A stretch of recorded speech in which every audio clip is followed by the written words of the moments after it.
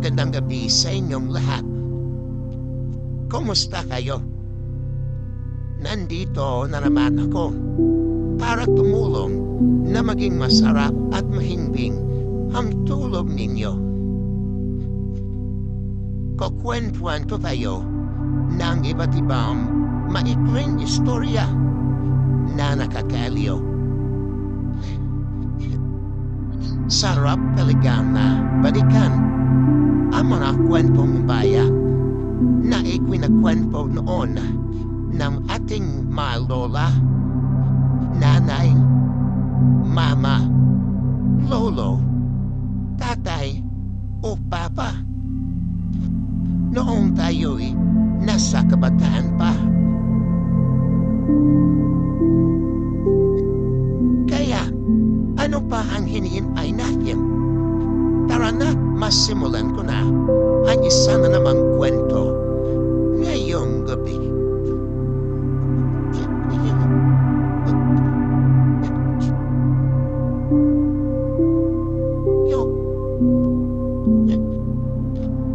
Ang pamagat ng kwento ngayong gabi ay ang alamat ng paro-paro.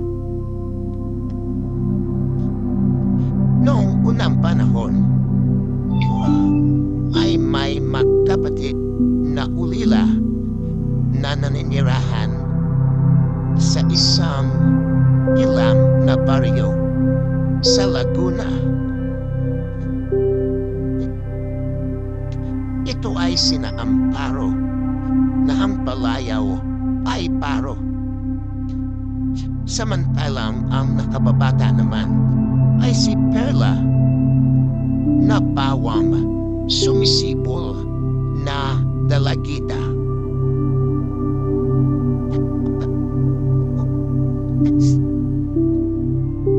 Pagtitinda ng bulaklak ang kanilang ikinabubuhay.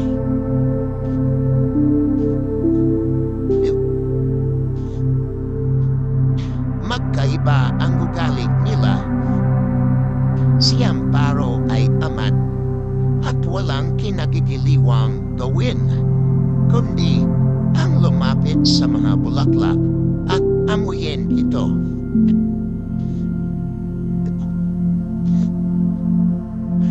Samantalang si Bella ay masipan at masinop sa kabuhayan.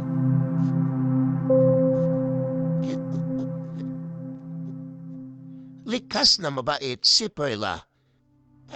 Pasensya na lamang ang kaniyang ibinibigay sa kapatid na si Amparo na huwod ng tamad.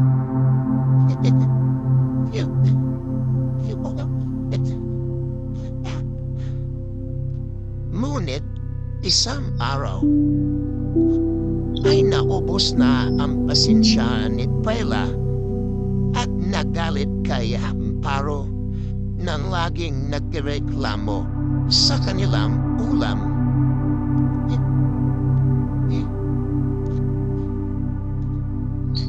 Galit din na sumagot si Amparo. Anong gusto mo? Alilain ako? At busabusin?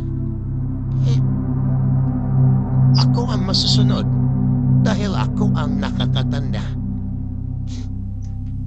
Sabay nanahog at pumitas ng halaman sa hardin at nagtuloy sa ilog upang pagmasdan ang bulaklak sa kanyang buhok.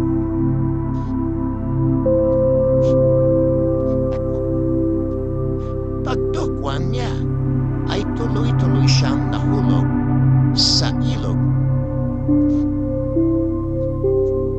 Sa pag-alala para sa kapatid, ay sumunod si Perla at kitang-kita niya na mahulog si Paro sa ilog.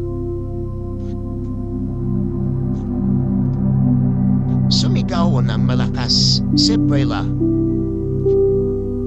Paro! Paro!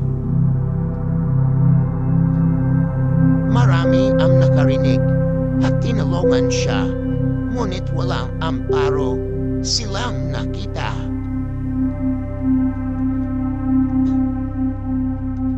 Habang balisang nagmamasid ang mga tao sa ilog,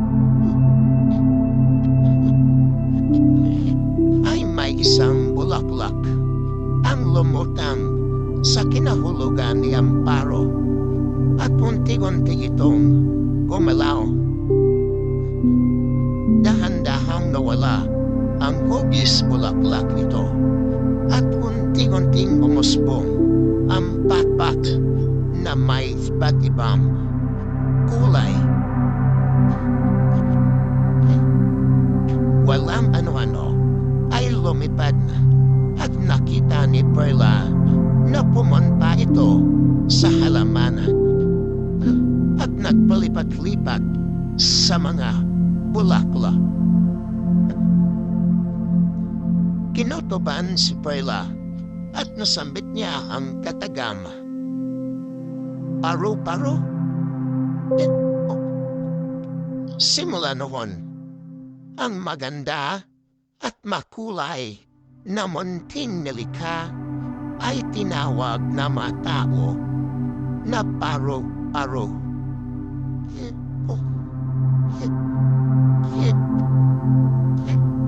At mga apo, dito na nagtapos ang isa na namang kwentong bayan ngayong gabi.